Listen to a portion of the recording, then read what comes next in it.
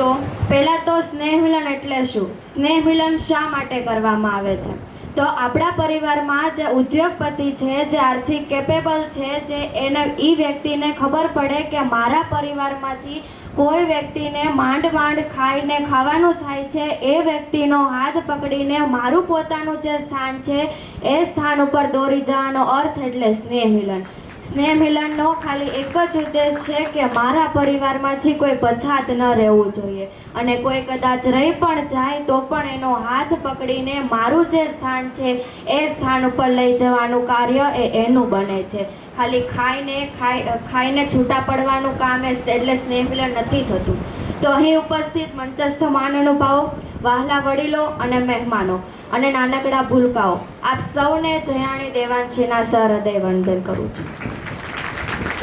આજે હું ખૂબ જ સરળ બાબત ઉપર વાત કરવા જઈ રહી છું. આમ જોવા જઈએ તો એ ખૂબ જ ગંભીર બાબત છે, જે આપણા બધા જ માટે ઓક્સિજન જેવું બની ગયું છે. આપણી આંખોથી 2 મિનિટ પણ જો તે દૂર થાય તો પણ આપણે તેને હાફળા થઈને શોધવા લાગીએ છીએ. તમે કહેતા હશો કે શું કોઈ આ બાળકની વાત કરે છે કે પછી કોઈ ડાયમંડની વાત કરે છે? પણ સાચું માનો, જ્યારે હું તમને એનું નામ દઈશ ને ત્યારે તમે બધા જ હસવા લાગશો. હું એક નાનકડા મોબાઈલની વાત કરું છું. યાદ કરો, ઓક્સિજન જેવું બની જવું, હાફળા થઈ જવું થાય છે કે નહીં? થાય જ છે, અને આપણને બધાને આ અનુભવ થયેલો જ છે. માણસથી દૂર થયો, જાણે એક યંત્રનો જ યુગ થયો. આ નાનકડા એવા આવિષ્કારે આપણું જીવન કેટલું આસાન બનાવી દીધું છે.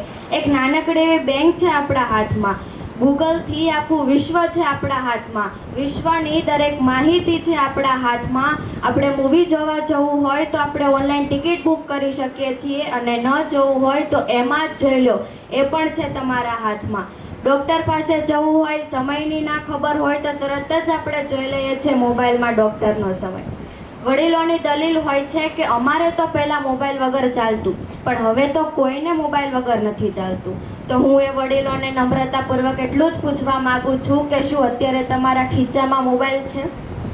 હા, તમે કહો છો એ 100% સાચું છે કે મોબાઈલથી ખરાબ થયું છે, પણ તે તેના વધારે પડતા ઉપયોગના લીધે.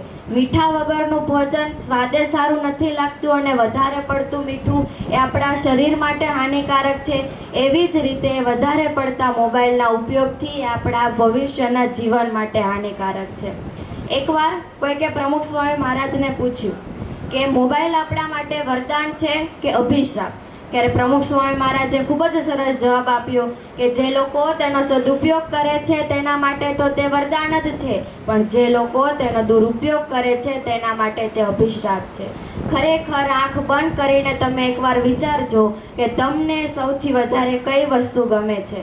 જવાબની મને ખાતરી છે, મોબાઈલ. શા માટે આપણે વધારે સમય મોબાઈલને આપીએ છીએ પણ આપણા ફેમિલીને નથી આપતા? કોણ આપણા માટે વધારે ઇમ્પોર્ટન્ટ છે, મોબાઈલ કે પછી આપણી ફેમિલી? જે આપણા પોતાના છે, જે લોહીનો સંબંધ ધરાવે છે, એ આપણા માટે વધારે ઇમ્પોર્ટન્ટ છે કે પછી ફેમિલી? શિક્ષકે એકવાર વર્ગના બધા જ વિદ્યાર્થીઓને નિબંધ લખવા કહ્યો. નિબંધનો વિષય હતો મોબાઈલ.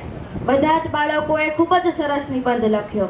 એમાંથી એક બાળકની વિચારસરણી હું તમને કહેવા માગું છું કે હું એક બાળક બન્યો એના કરતાં હું એક મોબાઈલ બન્યો તો કેટલું સારું હોત, તો હું મારી માતાના હાથમાં વધારે રહી શકત.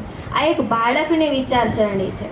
મોબાઈલમાંથી માથું ઊંચું કરતો જ નથી, પબજી એ તો દાટ વાળ્યો છે, દાટ. આ એક માતાના શબ્દ છે. એનું એવું કહેવું છે કે મારું બાળક મારું માનતો જ નથી, પણ એ બાળક એના માતા પિતા, એના દાદા દાદી, એના કાકા કાકી અને વિશ્વની દરેક વ્યક્તિના હાથમાં તે ફક્ત મોબાઈલ જ જુએ છે, અને એને એમ જ થાય કે આ જોવાય, આ કરાય. પણ વડીલો, તમે જ્યારે નાના હતા ને ત્યારે કોમન ફેમિલી ટાઈમ હતો, ત્યારે ઘરના બધા જ સભ્યો એક ઘરે બેસીને ટીવી જોતા હતા. ત્યારે ઘરના જે સભ્યો ટીવી જોતા હતા ને એ જ બાળકોને જોવું પડતું હતું. પણ અત્યારે એવું નથી. અત્યારે તો બધા જ પાસે પોતપોતાના પર્સનલ મોબાઈલ છે, પોતપોતાની પર્સનલ સ્ક્રીન છે. બાળકોને જ્યાં જોવું હોય ત્યાં જોઈ શકે છે. તેની બાળકો તો પોતાની રીતે જ ઘૂમ્યા કરે છે. પણ વડીલો, પહેલાં જે ચોકલેટ કામ કરતી હતી ને, અત્યારે મોબાઈલ કામ કરી રહ્યો છે. વાક એ માતાનો પણ ચોક્કસપણે છે, જે બાળકને જમાડતી વખતે તે સરખી રીતે જમી લે એના માટે તે મોબાઈલ આપી દે છે.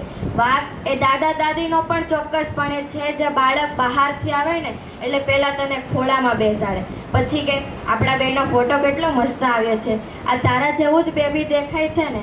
અને વાક એ પિતાનો પણ ચોક્કસપણે છે, જે બાળક રડતું હોય તો એને શાંત કરાવવા માટે તે મોબાઈલ આપી દે છે.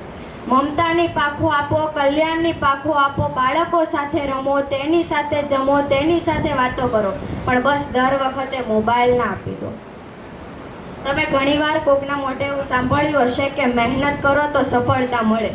જો માત્ર મહેનત કરવાથી જ સફળતા મળતી હોત તો 4:30 વાગે છાપું નાખવાવાળા આજે ગાડી બંગલામાં ફરતા હોત. જો માત્ર મહેનત કરવાથી જ સફળતા મળતી હોત તો दूध करियाणावाला बिजनेस साथे जोड़ाયેલા दरेक व्यक्तिना अमदावादना कॉर्नरना प्लॉट एना होत. तो कुछ तो गड़बड़ है दया. वो गड़बड़ क्या है कि मेहनत करवाथी सफलता मळे. वात ना तो साची ना तो खोटी, अर्ध सत्य संपूर्ण सत्य ए छे કે મહેનત સાચી દિશામાં કરો ને તો સફળતા મળે. નિકોલથી શ્રીનાથજી જાઓ 300 થાય, નિકોલથી સુરત જાઓ 300 થાય.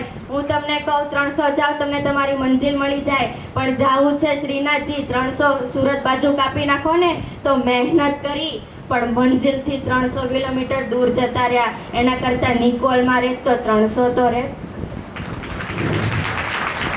વધારે સમય ન લેતા મારી વાણીને વિરામ આપીશ एक पंक्ति कहीने कि बदलती दुनिया का ऐसा असर होने लगा, बदलती दुनिया का ऐसा असर होने लगा, आदमी पागल और फोन स्मार्ट होने लगा, आदमी पागल और फोन स्मार्ट होने लगा. अंते आप सौए मारी स्पीच ध्यानपूर्वक सांभળી તેથી આપ સૌનો દિલથી આભાર વ્યક્ત કરું છું. જય શ્રી કૃષ્ણ. હું મહેશભાઈને આમંત્રિત કરું છું દીકરીનું ભેટ આપીને સ્વાગત કરે, એને ઉત્સાહની અભિવૃદ્ધિ કરે.